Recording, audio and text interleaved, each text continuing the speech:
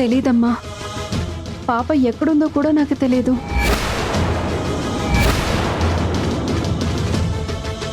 పాపని తీసుకువెళ్ళానని చెప్తున్నావు కదా, మళ్ళీ ఎక్కడుందో తెలియదు అంటున్నావేంటి? అదే కదమ్మా చెప్తున్నాను. నేను చేసిన పాపానికి ప్రతిఫలంగా నా భర్తకు యాక్సిడెంట్ అయింది. తర్వాత నాకు క్యాన్సర్ ఫైనల్ స్టేజ్ అని తెలిసింది. బ్రతకనని తెలిసాక పాపని ఏం చేయాలో తెలియక ఒక అనాథాశ్రమంలో వదిలిపెట్టాను. అనాథాశ్రమంలో వదిలేసావా? పోనీ ఏ ఆశ్రమంలో వదిలేసావో చెప్పు. ఆ ఆశ్రమాన్ని కూల్చేశారు. ఆ ఆశ్రమంలో ఉన్న పిల్లల్ని 4 దక్షిణాది రాష్ట్రాల్లో ఆశ్రమాలకి తరలించారు. నేను కేరళలోని ట్రీట్మెంట్ చేయించుకున్నాను. అదృష్టం కొద్దీ చావు నుంచి బయటపడి తిరిగొచ్చాను. అప్పటినుంచి పాప కోసం నేను వెతుకుతున్నాను, కానీ తన జాడ తెలియడం లేదు. అయ్యో, ఏంటి ఇలా జరిగింది? నువ్వు దొరకవని ఆనందపడాలా, నీ దగ్గర పాప లేదని బాధపడాలా? విద్య, నువ్వు బాధపడకు. మాధవీలత, నువ్వు పాపని ఏ ఆశ్రమంలో పెట్టావు? ఎప్పుడు పెట్టావు? పాపని తిరిగి హాస్పిటల్కి తీసుకువెళ్ళి వెనక్కిచ్చేద్దామనుకున్నాను, కానీ అలా ఇవ్వడం వల్ల కేసులు సమస్యలు వస్తాయని అలా చేయలేకపోయాను. పెట్టెలో పాపని పెట్టి తనకి గుర్తుగా ఒక బొమ్మ కూడా పెట్టి ఆశ్రమం వరండాలో వదిలిపెట్టి వెళ్ళిపోయాను. తర్వాత భూమి తగాదాల్లో ఆశ్రమాన్ని కూల్చేశారు. మాధవీలత, నువ్వు చెప్పిన దాన్ని బట్టి 4 రాష్ట్రాల్లో అన్ని ఆశ్రమాలు తిరుగుదాం. పాప ఎక్కడున్నా వెతికి తీసుకొద్దాం.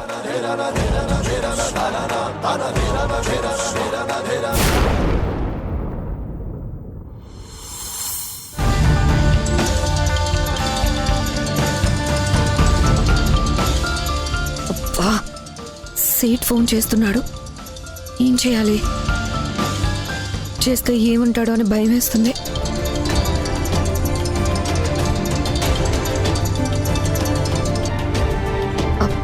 అసలు ఈ నెంబరే మార్చేస్తాను. ఈ సిమ్ తీసేసి కొత్త నెంబర్ వేసుకుంటాను.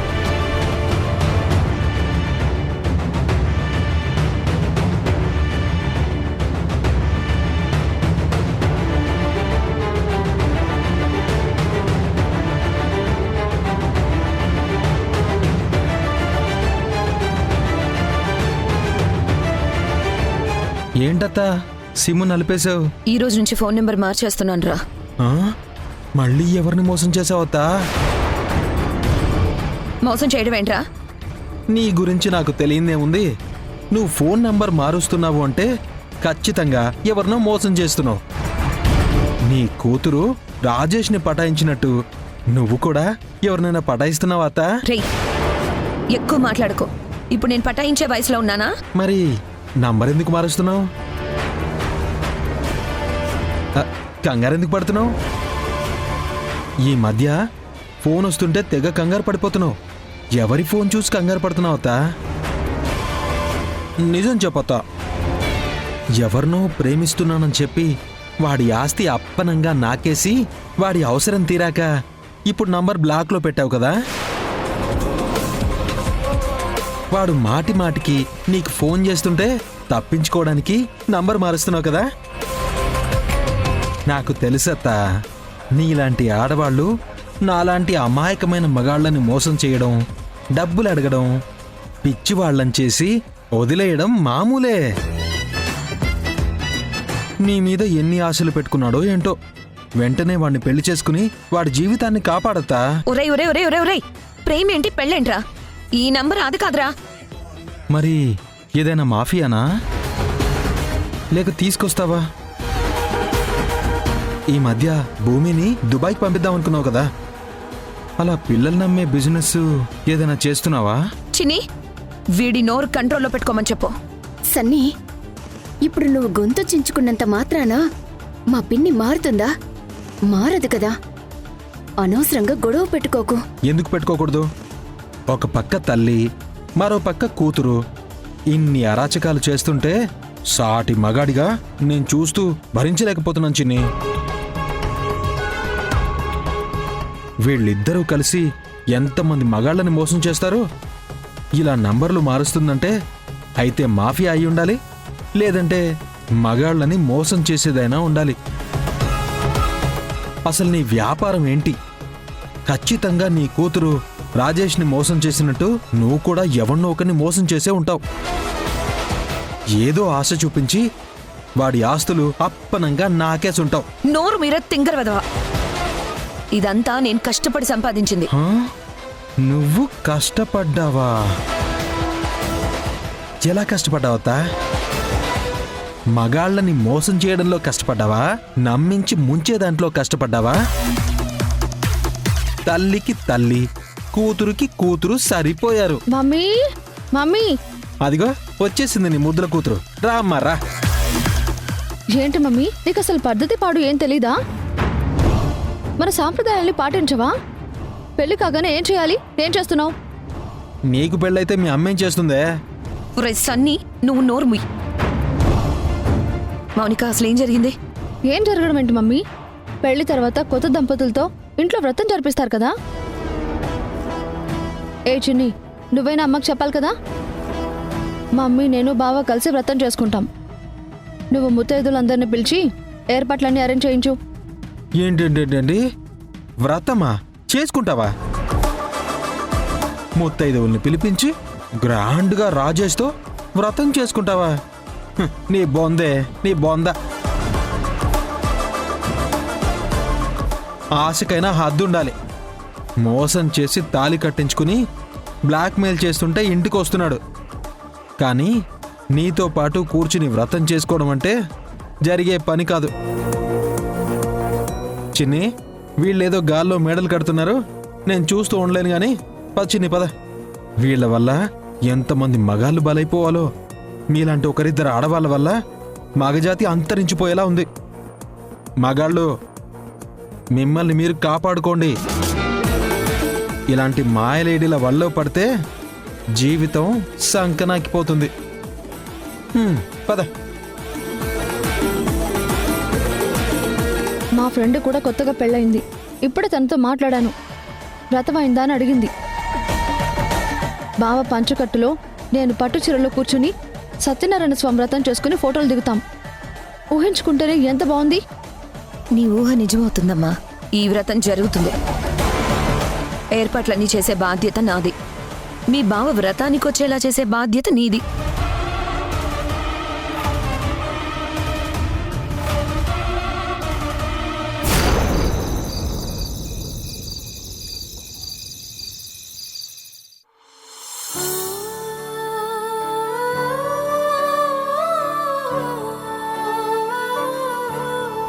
ఈ రోజు మొత్తం నువ్వు నాతో మాట్లాడకూడదు.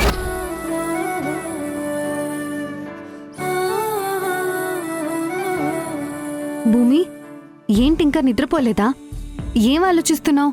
అమ్మ నాతో మాట్లాడినంది కదా. ఈ ఒక్కరోజే కదా, రేపు ఉదయాన్నే మాట్లాడుతుంది. మరలా అమ్మకు కోపం తెప్పించే పనులు నువ్వు చేయకూడదు. తప్పైపోయిందక్క. అంత బాధపడేదానివి మరెందుకు అలా చేశావు? వింధ్యవతిన అనునిక్కడికి పంపించిందే తనని నీలాగా మార్చమని. నువ్వు తన పనులు చేస్తే ఎలా? తప్పు కదా. వదినని మోసం చేసినట్టే కదా. దానివల్ల ఎంత బాధపడుతుందో తెలుసా? అను అక్కకి ఆ పని చేసుకోవడం రాదని ఆలోచించాను, కానీ అమ్మకి తెలిస్తే ఏమవుతుందో ఆలోచించలేకపోయాను. ఇంకోసారి ఇలా చెయ్యను. అమ్మని బాధ పెట్టాను. నీతో మాట్లాడినందుకు ఇక్కడ నువ్వెంత బాధపడుతున్నావో అక్కడ సంధ్యవతిన కూడా అంతే బాధపడుతూ ఉంటుంది. పడుకో. ఎలా పడుకోనక్క? పాపం అను అక్క, అవన్నీ లెక్క పెట్టాలి కదా. ఆవగింజలే కదా లెక్క పెడుతుందిలే. లేదక్క, ఒక్కొక్క గింజ లెక్క పెట్టడం అంటే చాలా కష్టం.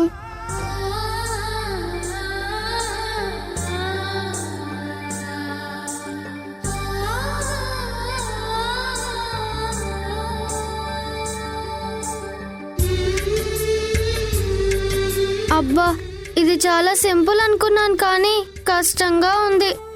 ఒక్కొక్క ఆవగింజ ఏరి ఇలా కౌంట్ చేస్తూ ఉంటే వేలు లాగేస్తున్నాయి, కళ్ళు కూడా లాగేస్తున్నాయి.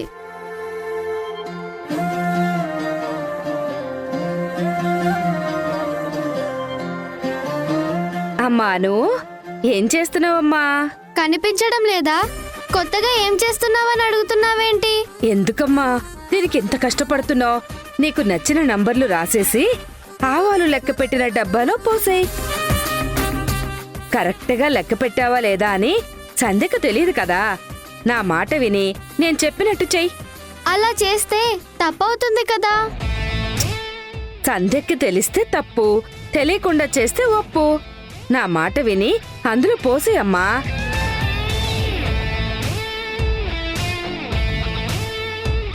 ఉండు, నేను పోస్తాను. అత్తయ్య, ఆ?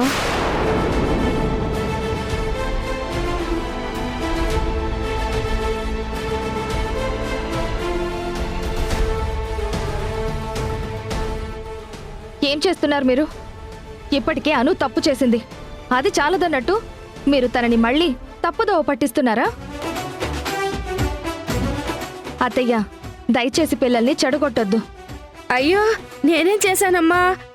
అను చూడు, చేతులు నొప్పిగా అనిపించి ఎలా ఒత్తుకుంటుందో.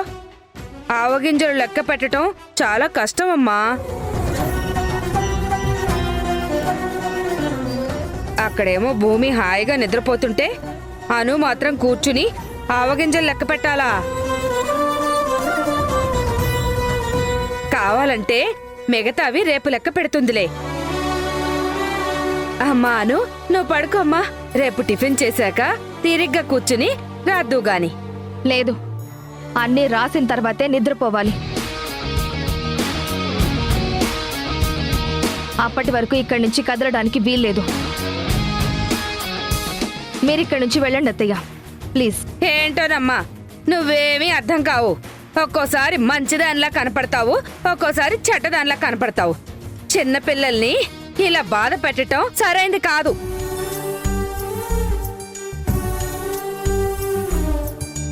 అను, నేను నిన్ను బాధ పెడుతున్నానని నువ్వు అనుకుంటే ఈ క్షణమే, ఇప్పుడే నువ్వు వెళ్ళిపోవచ్చు. మాటి మాటికి వెళ్ళిపో అంటావేంటి? నేను వెళ్ళను, ఇక్కడే ఉంటాను. ఇక్కడి నుంచి వెళ్ళిపోతే ఓడిపోయిందాన్ని అవుతాను.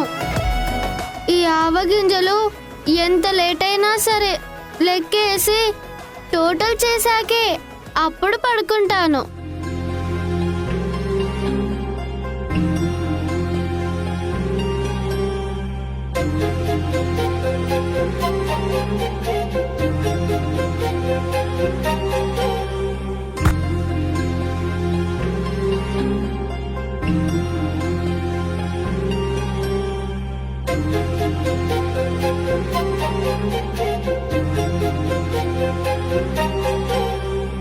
ఓటమన్నది గురువు కదరా, ఓర్పుతో నువ్వు గెలవవా. రేపుకే దిక్సూచి నిన్న రెక్కలే చుక్కానిరా. ఎందరో చెప్పిన మాటే కదా, కళ్ళ ముందరే ఉన్న దారే కదా. తొందరే ముందన్న తీరొద్దికా, కష్టపడ్డోడికే దైవం తోడుండదా. మట్టి వాసన గుర్తుంచుకోని తండ్రి ఆసే దాగుందిగా. చిక్కి చితికిన విత్తనంలో ఓ వంశవృక్షమే 13,30,561. హా.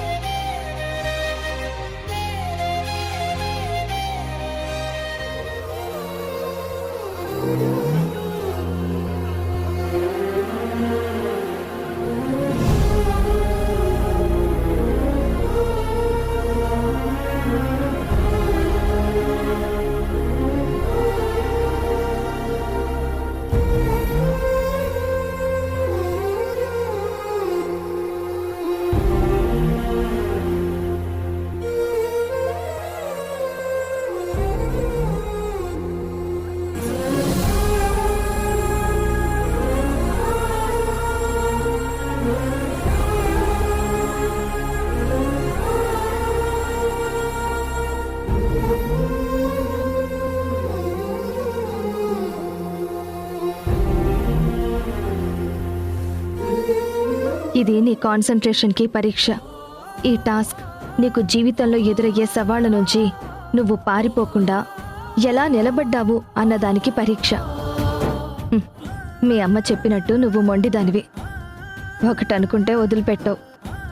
నీ పట్టుదల మంచి వైపుకి వెళ్ళాలి కానీ చెడు వైపుకి వెళ్ళకూడదు.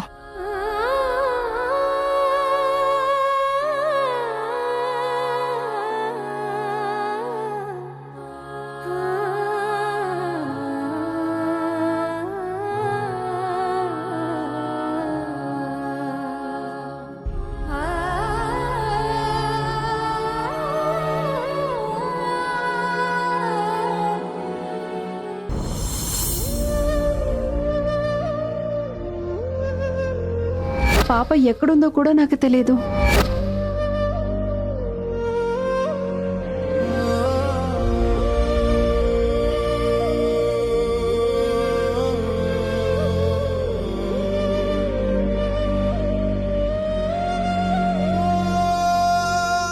వింధ్య, మనం ఉండగా సంధ్య గారికి ఎలాంటి అన్యాయం జరగదు.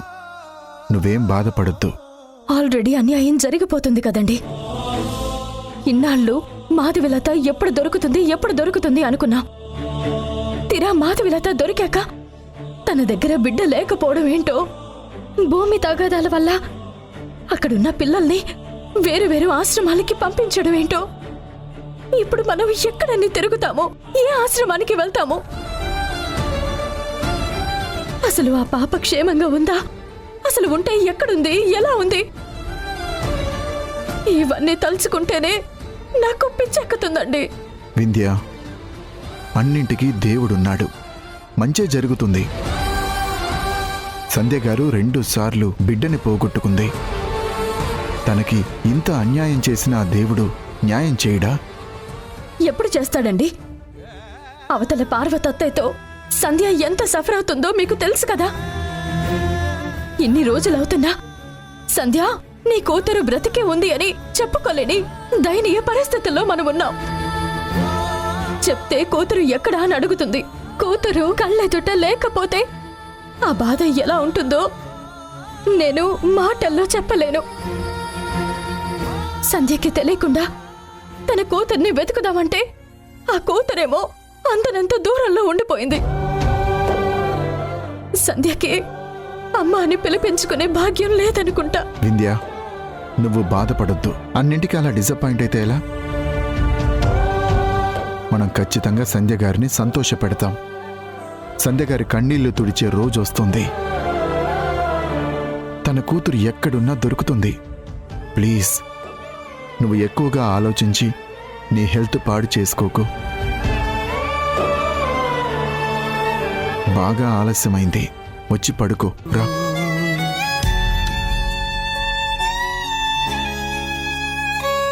వింధ్య, ఆలోచించొద్దని చెప్పాను. రా, వదిలేయి.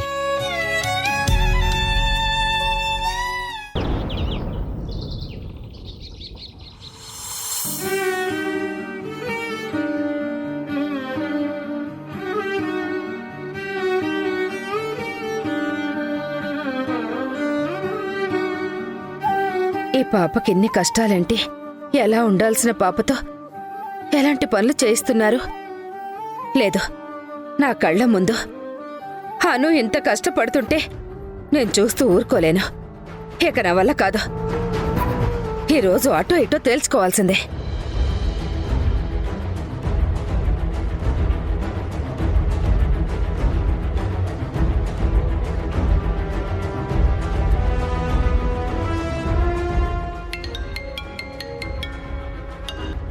అత్తయ్య గారు ఎలా ఉన్నారు?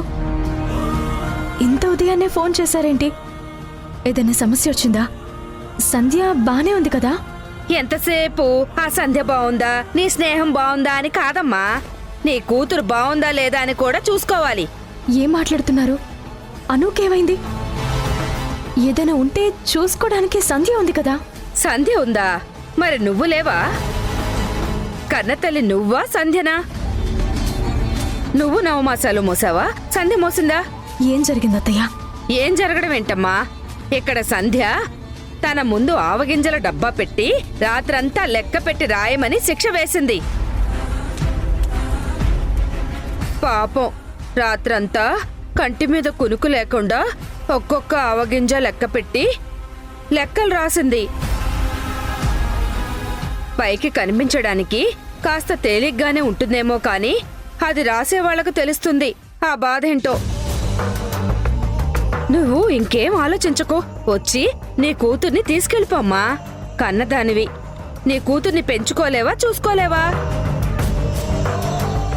అను చెప్పుకోలేకపోతుంది కానీ నీ కూతురు ఎంతగా నలిగిపోతుందో నా కళ్ళారా చూస్తున్నానమ్మా. ఈ విషయం వాణిగారితో చెప్తే పెద్ద పెద్ద గొడవలైపోతాయి.